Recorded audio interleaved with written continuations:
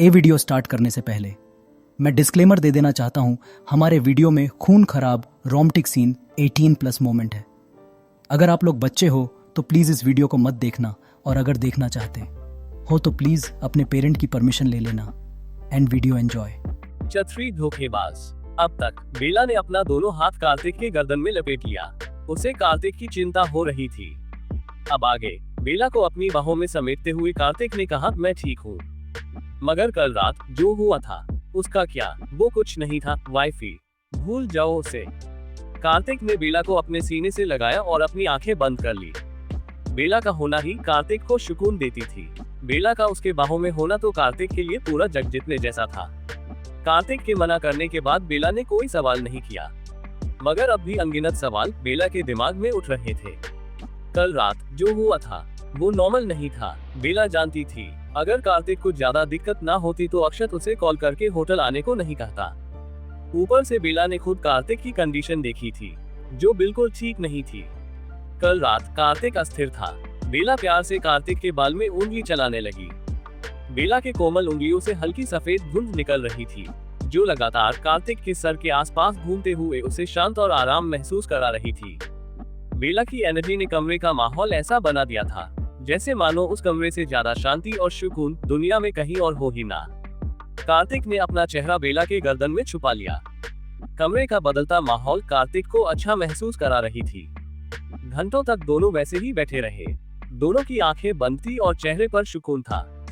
Wifey, हम अक्सर सच शब्दों में दबकर झूठ बन जाता है और झूठ उठकर सच बन जाता है। इस बारे में तुम्हारा क्या ख्याल है? ऐसा हमेशा से होता आ रहा है, इसमें कुछ नया नहीं है। बेला का जवाब स्पष्ट था। बेला ने अपनी आंखों से ऐसा होते हुए देखा था। कई बार झूठी अफवाहें सच को दबा देती थी और झूठ को सच बना देती थी। कार्तिक ने अपना सर उठाकर बेला को देखा। कार्तिक की नजरों की तपिश महसूस करते ही बेला ने अपनी आंखें खोली। अचानक बेला को कुछ अजीब महसूस हुआ। बेला ने चारों तरफ अपनी नजरें घुमाई। अब वो दोनों होटल के कमरे में नहीं थे, बल्कि काल महल में कार्तिक के कमरे में थे। हम यहाँ क्यों आए हैं? बेला असमंजस में पड़ गई। मुझे कुछ काम है, तुम यहीं से देवभूमि चली जाना। ओके। आलिंथरा मुख्य रूप से दो क्षेत्रों में विभाजित थी। पहला देवभूमि और दूसरा कालकूप। देवताओं का वंशज कहे जाने वाला गुट देवभूमि में रहता था और कालगुट कालकूप में। अब छोड़ो मुझे देवभूमि जाना है। बेला ने कार्तिक के गोद से उठने की कोशिश करी, मगर कार्तिक ने उसे हिलने तक नहीं दिया। 1 मिनट रुको, फिर चली जाना। कार्तिक ने बेला को रोका और अपने पॉकेट से एक लॉकेट निकाला, जिसके पेंडेंट में काला हीरा खूबसूरती से जरा हुआ था। कार्तिक ने लॉकेट बेला को पहनाया। बेला अपनी पलकें झपकाते हुए कार्तिक को देख रही थी। दोनों के बीच भले ही बहुत प्यार और लगाव था, मगर नॉर्मल कपल की तरह एक दूसरे को गिफ्ट देना, ऐसा कुछ बेला और कार्तिक ने पहले कभी नहीं किया था। खासकर कार्तिक के लिए ऐसा कोई इनिशिएटिव लेना बहुत बड़ी बात थी। बेला ऐसा कुछ सोच भी नहीं सकती थी। हो गया। बेला को लॉकेट पहनाने के बाद कार्तिक ने आराम से बेला के बाल ठीक किए। अब तुम जा सकती हो। कार्तिक ने बेला के फहद पर किस किया और बेला को अपनी बाहों से आजाद कर दिया।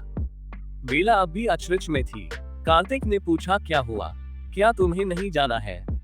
जवाब देने के बजाय बेला ने अपने गले में लटक रहे लॉकेट को देखा और फिर कार्तिक को देखा। यह क्या है? लॉकेट? मैं जानती हूँ ये लॉकेट है, मगर तुमने मुझे ये क्यों दिया? क्या इसमें कुछ खास है या फिर कोई और बात है? नॉर्मली अगर किसी लड़की को उसका हस्बैंड लॉकेट दे तो वो खुश होगी, मगर बेला के केस में ऐसा नहीं था। ना बेला खुद नॉर्मल लड़कियों जैसी थी और ना ही कार्तिक कोई नॉर्मल आदमी था। कार्तिक के पलक झपकाने के पीछे भी कोई ना कोई वजह होती थी। लॉकेट देना तो बहुत बड़ी बात थी। कार्तिक ने कहा, वाइफी, जब तुम्हें लगे सब कुछ तुम्हारे हाथ से बाहर निकल गया है, तब इस लॉकेट का इस्तेमाल करना। बेला की आंखें सिमट गई। कार्तिक, तुम ऐसी बातें क्यों कर रहे हो? क्या कुछ हुआ है या फिर होने वाला है? कार्तिक ने जवाब नहीं दिया। बेला के माथे से माथा सताते हुए कार्तिक ने अपनी आंखें बंद कर ली। बेला ने कहा, कार्तिक, मैं कुछ पूछ रही हूँ। कार्तिक ने कहा, जो होगा वो तुम्हें वक्त के साथ पता चल जाएगा। अब जाओ, तुम्हें देर होगी। मगर कार्तिक, क्या तुम्हें मुझ पर भरोसा है? वाइफी, बेला काफी कुछ पूछना चाहती थी, मगर कार्तिक के एक सवाल ने बेला को कुछ भी पूछने से रोक दिया। हाँ है, सिर्फ तुम पर ही भरोसा है। कार्तिक के होठों पर हल्की मुस्कान आ गई। जिसे माइक्रोस्कोप से भी देख पाना मुश्किल था। कार्तिक ने कहा, अगर तुम्हें मुझ पर भरोसा है तो कुछ मत पूछा, जो भी होगा मैं संभाल के लूंगा। बेला ने लंबे समय तक कार्तिक को देखा और फिर उसने आगे बढ़कर कार्तिक को हक कर लिया। आधे घंटे बाद बेला देवभूमि जा चुकी थी। काल महल के बैठक में बैठा कार्तिक किसी खास किस्म की कागज पर स्याही से कुछ लिख रहा था, जब अचानक धरती में कंपन हुई और अगले ही कार्तिक के सामने का स्पेस फट गया। अंदर से एक बूढ़ा आदमी बाहर आया, जिसकी लंबी सफेद दाढ़ी थी। मेरे मालिक, प्रभु आपको बुला रहे हैं। बूढ़ा आदमी जमीन पर एक घुटना टिकाकर कार्तिक के सामने बैठ गया। कार्तिक ने अपनी पलकें उठाई। बूढ़े आदमी को कुछ पल तक देखने के बाद कार्तिक बगैर कुछ कहे दोबारा कागज पर कुछ लिखने लगा।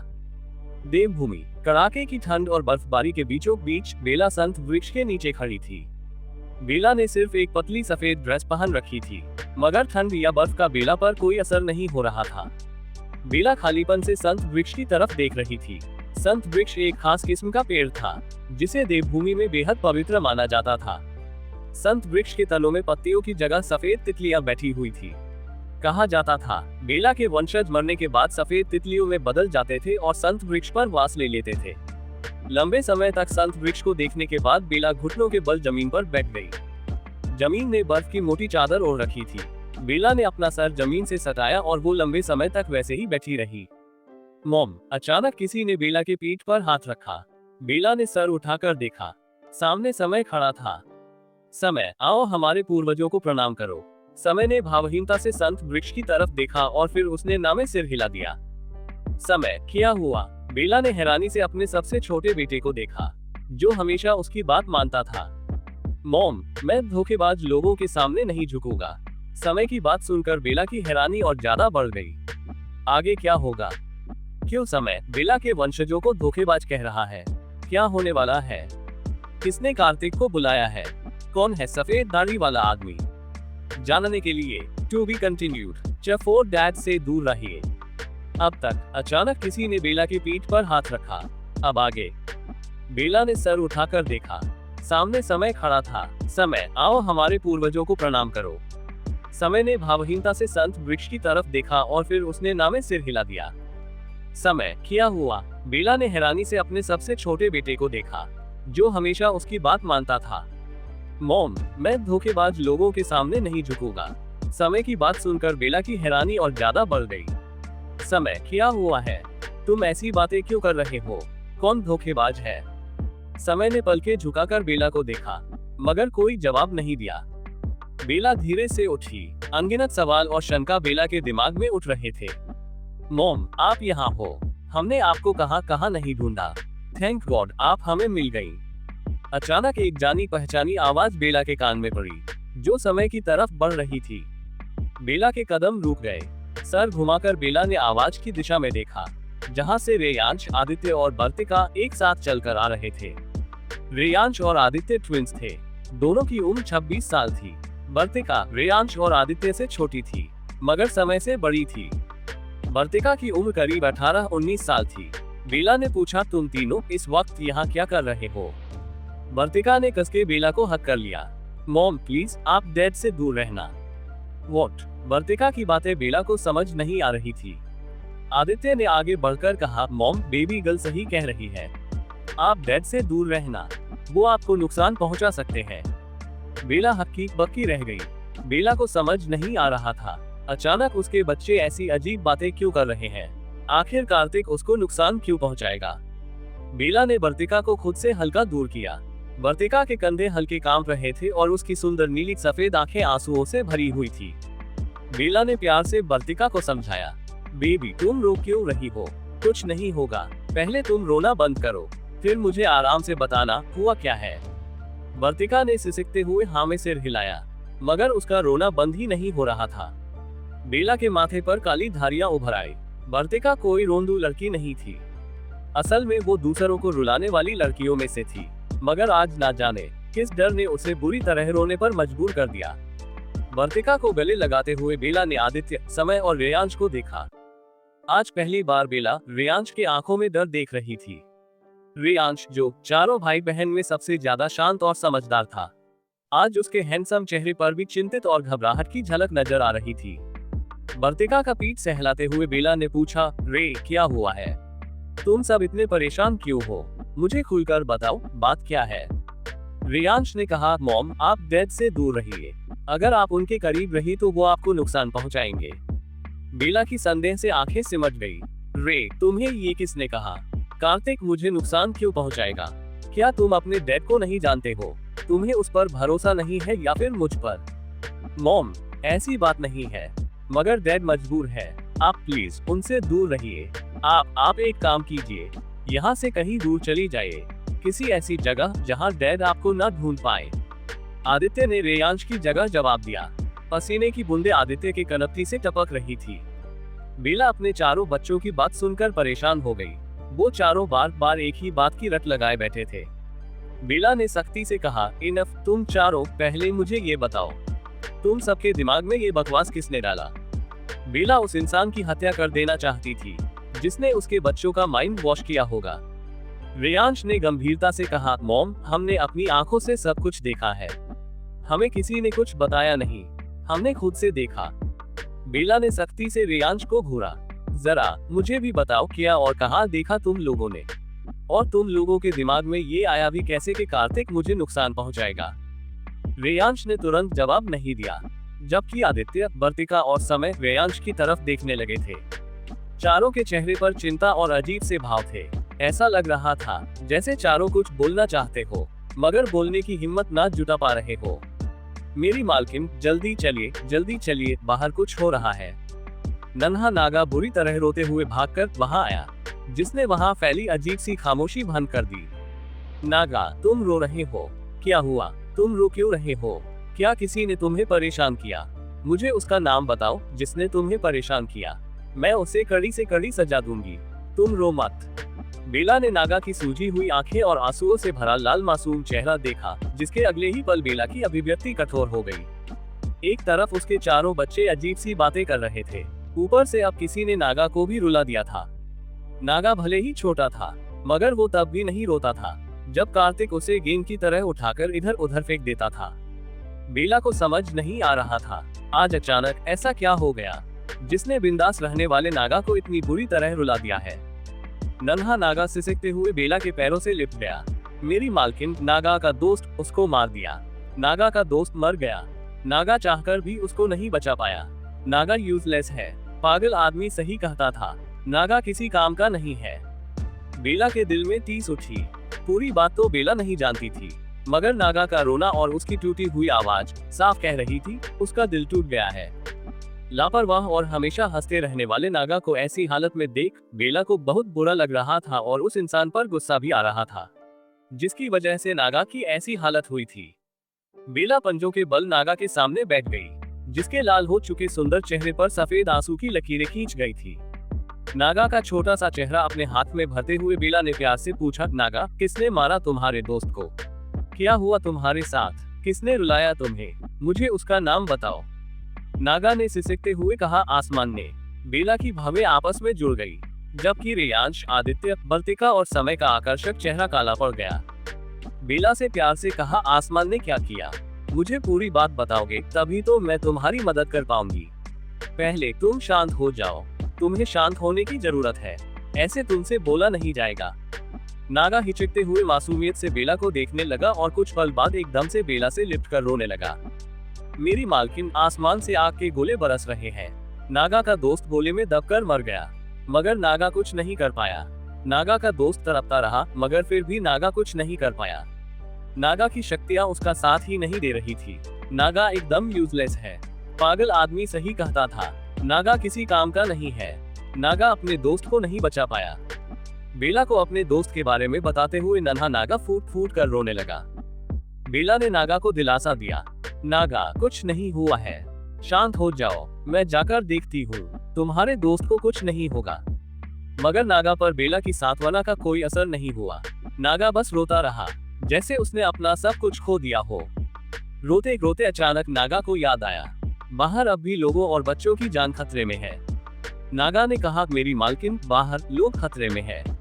सबके ऊपर आग के गोले बरस रहे हैं। सब नागा के दोस्त की तरह जलकर मर जाएंगे। आप बाहर चलिए, उन्हें बचा लीजिए। नागा की बात सुनकर बेला ने उसे खुद से दूर किया। ठीक है, हम किसी को कुछ नहीं होने देंगे, हम सबको बचा लेंगे। तुम बताओ, तुम ठीक हो ना? नागा ठीक है मेरी मालकिन, मगर नागा आपकी मदद नहीं कर पाएगा। नागा की शक्तियां उन आग के गोलों पर काम ही नहीं करती है। उल्टा आग रोकने के क्रम में नागा खुद जल गया। आपको ही सबको बचाना होगा। नागा ने अपना उल्टा हाथ बेला को दिखाया, जो बुरी तरह जल चुका था। नागा के उल्टे हाथ की स्किन पूरी तरह काली हो चुकी थी, मानो वो हाथ भी जला हुआ बैंगन हो। बेला का जबड़ा कस गया, मगर उसने कुछ नहीं बोला। आंखें बंद करके बेला ने नागा के जले हाथ पर अपनी हथेली घुमाई। अगले ही पल नागा की जली हुई त्वचा गायब हो गई और उसकी जगह नई कोमल सफेद त्वचा ने ले ली। ना नागा की त्वचा पर जलने का निशान रह गया था और ना ही कोई जख्म। बेला उठी। मॉम, बाहर मत जाए।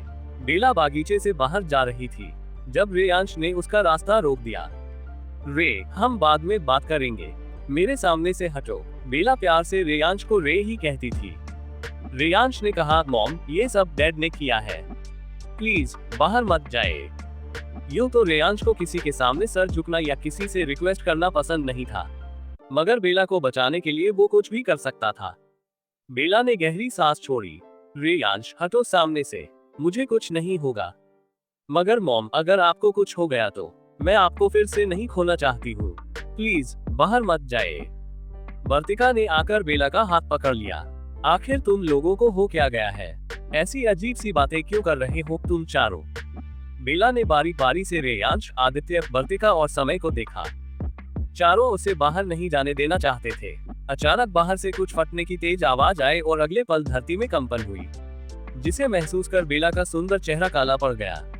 ऑलराइट, तुम लोगों को अगर अपनी मनमानी करनी है तो करो, मगर मुझे इसके लिए ब्लेम मत करना। बेला की कोमल उंगलियों में हल्की हलचल हुई। अगले ही पल रेयांश, आदित्य, वर्तिका और समय के पीछे का स्पेस फटा और एक अदृश्य शक्ति ने चारों को फटे हुए स्पेस के अंदर धकेल दिया। मॉम, आपको ये नहीं करना था।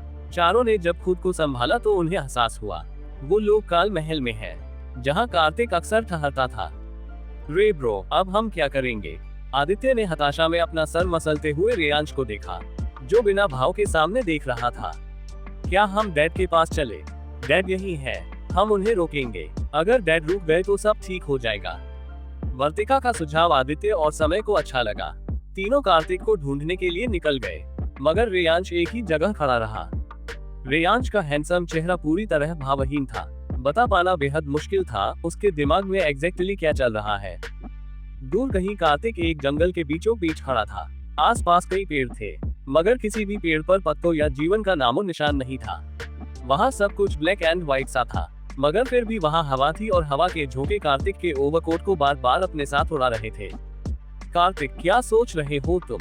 एक अधेड़ उम्र आदमी पेड़ों के बीच से बाहर आया, जिसके हाथ में लकड़ी का डंडा था और डंडे के टॉप को ईगल का शेप दिया गया था। कार्तिक ने एक नजर आदमी को देखा, मगर कोई जवाब नहीं दिया। आदमी ने गहरी सांस छोड़ी। कार्तिक, अब कुछ नहीं किया जा सकता है, जो होना है वो होकर रहेगा। ये सब तुमने ही निर्धारित किया था, कोई इसे नहीं रोक सकता है, तुम खुद भी नहीं। कार्तिक अब भी कुछ नहीं बोला। काले आसमान की तरफ देखते हुए कार्तिक किसी गहरी सोच में डूबा हुआ था। देवभूमि। बेला बागीचे से बाहर आई। नागा ने बेला की उंगली पकड़ रखी थी। बाहर का नजारा देखते ही नागा की आंखें फैल गई। मेरी मालकिन, ये आग का गोला तो अब और ज्यादा खतरनाक हो चुका है। नागा ने फटी नजरों से आसमान की तरफ देखा। आसमान से उल्कापिंड जैसे धधकते गोले बारिश की तरह बरस रहे थे। हर एक गिरता गोला जमीन को निगलने को उतावला था। आग के गोलों ने बर्फ का बड़ा बड़ा पहाड़ पिघला दिया था, जो बर्फीले तूफान का रूप ले रही थी और तेजी से देवभूमि की तरफ बढ़ रही थी। क्या ये प्रलय है? नागा का छोटा सा दिल कांप उठा। हर तरफ अफरा तफरी मची थी। लोग जान बचाने को भाग रहे थे। कुछ आग की लपटों में लिपटे चीखते हुए गिर रहे थे। मगर अजीब बात ये थी, वो आग न तो बर्फ से बुझ रही थी, न ही पानी से। वह कोई अलौकिक अनजानी आग थी। चारों तरफ भयावह माहौल था। देवभूमि की हवा में मानो मौत घुल चुकी थी। बेला ने चारों तरफ एक सरसरी नजर घुमाए और फिर वो बर्फीले तूफान की तरफ बढ़ गई। मेरी मालकिन, मत जाए वहां। नागा ने बेला को रोकना चाहा, मगर बेला ने उसकी बात नहीं मानी। बर्फीला तूफान और आग के गोले एक बिंदु पर आकर आपस में मिल रहे थे, जिसकी वजह से सफेद बर्फीला तूफान लाल आग के तूफान में बदल रहा था। बर्फ और आग का वो संगम बेहद भयावह था। बेला का पतला और सुंदर शरीर भयंकर तूफान के ठीक नीचे खड़ा था। हवा के झोंकों के साथ बेला की ड्रेस उड़ रही थी। वो ऐसी दिख रही थी जैसे वो स्वर्ग से उतरी हो। बेला के बढ़ते कदम के साथ एक अदृश्य दबाव तूफान और आग के गोलों पर पड़ रहा था, जो तूफान और आग के गोलों को पीछे की तरफ धकेल रहा था। मेरी मालकिन सबसे ज्यादा ताकतवर है, कोई मेरी मालकिन का मुकाबला नहीं कर सकता है। तूफान को पीछे हटता देख नागा की चिंतित आंखों में चमक आ गई। देखते ही देखते तूफान ने बेला के सामने घुटने टेक दिए। आसमान दोबारा से साफ और नीला हो चुका था। मेरी मालकिन, आप कमाल हो। नागा भागते हुए बेला की तरफ बढ़ा।